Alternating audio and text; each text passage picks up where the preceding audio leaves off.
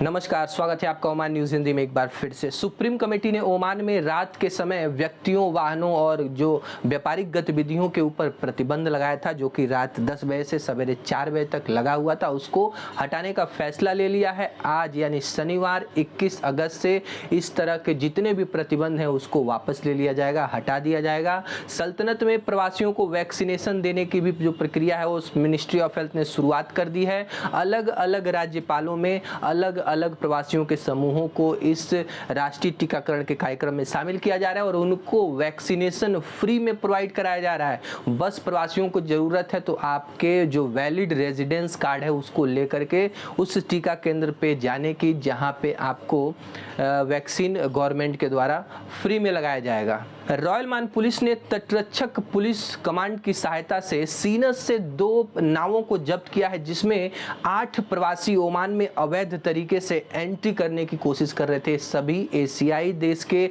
रहने वाले हैं और आपको पता होगा कि गवर्नमेंट ने 23 देशों के ऊपर जो यात्रा प्रतिबंध है वो लगाया है और यहाँ से अगली सूचना तक किसी भी जो ट्रेवलर है उसको एंट्री की परमिशन नहीं दी है। तो ऐसे समय जो घुसपैठ की कोशिश है वो बढ़ गई है, लेकिन रॉयल मान पुलिस ने इन सभी घुसपैठियों को गिरफ्तार करके इनके ऊपर ओमान की कानूनी धाराओं के तहत कार्रवाई की है। नेशनल सेंटर फॉर स्टैटिस्टिक्स ने एक आंकड़ा जारी किया है कि ओमान का जो मछली निर्यात की दर है उसमें लगातार बढ़ोतरी देखी जा रही है। लगभग 13.1 मिलियन ओमानी रियाल की मछलियां निर्यात की है ओमानी सरकार ने। और इन मछलियों को कौन सबसे ज्यादा देश खरीदता है? सबसे एक नंबर पे है यूएई और इसके बाद है सऊदी अरब। इन दोनों देशों में जो सबसे ज्यादा ओमान की मछलियों को बेचा जाता है।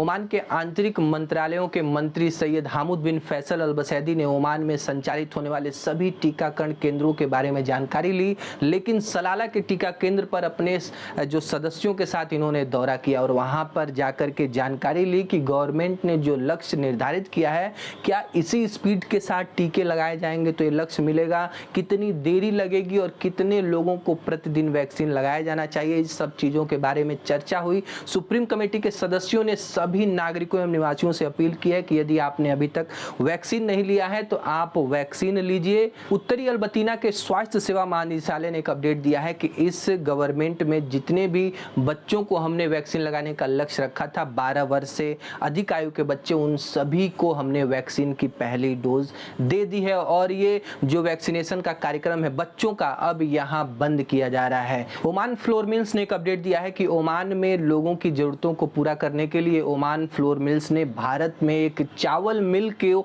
अधिग्रहित करने की योजना बना रही है। इसके ऊपर काम चल रहा है और सुप्रीम कमेटी ने ओमान में 21 अगस्त से नाइट कर्फ्यू को खत्म करने का ऐलान किया है और इस ऐलान को देखते हुए ओमान की जो प्रमुख मवासलात कंपनी है जो बसेस और फेरी की सुविधा देती है, इन्होंने अनाउंसमेंट किया है कि 21 अगस्त से हम अपने सभी सेवाओं को पूर्व निर्धारित कार्यक्रम के तहत संचालित करेंगे, यानी इसमें समय की कोई कटौती नहीं होगी। पहले जैसे नॉर्मल तरीके से बसेज या फिर नाव की सुविधा मिलती थी आपको मिल जाएगा। ज़्यादा जानकारी के लिए आप mawassalat.om पे जा करके इसके बारे में पता कर सकते हैं, टाइमिंग चेक कर सकते हैं। यूएई और ओमान में आयोजित होने वाले T20 वर्ल्ड कप क्रिकेट के लिए जो सभी टीमें हैं वो पूरी तरह से तैयार हैं और इंग्लैंड टीम के जो कप्तान हैं इयोन मॉर्गन ने बताया है कि इंग्लैंड की टीम प्रबल दावेदार है और इसके पीछे का कारण उन्होंने बताया कि हमारी जो टीम है पूरी तरह से निरंतरता के साथ परफॉर्मेंस कर रही है। ऐसा नहीं है कि हम एक ही बार कोई सीरीज हार जा रहे हैं या फिर एक ही बार जीत रहे हैं, हम लगातार जीतते जा रहे हैं। अगले अपडेट की बात करें तो एशिया में कोविड-19 का जो प्रकोप है वो बढ़ता जा रहा है और श्रीलंका सरकार ने 10 दिनों का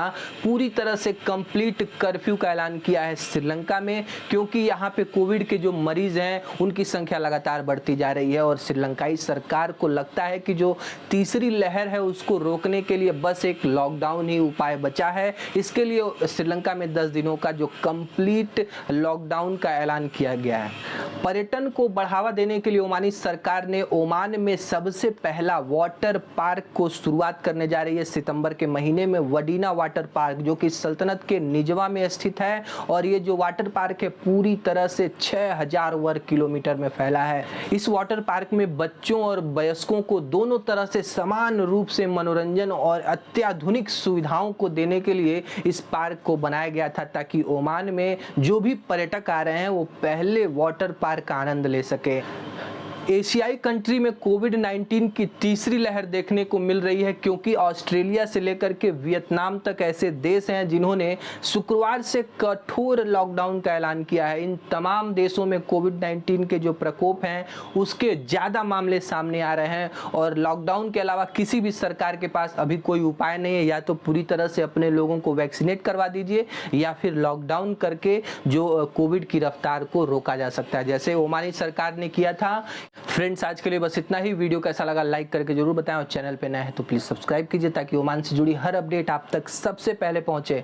मिलते अगले वीडियो में, तब तक अपना और अपनों का ख्याल रखिए। नमस्कार।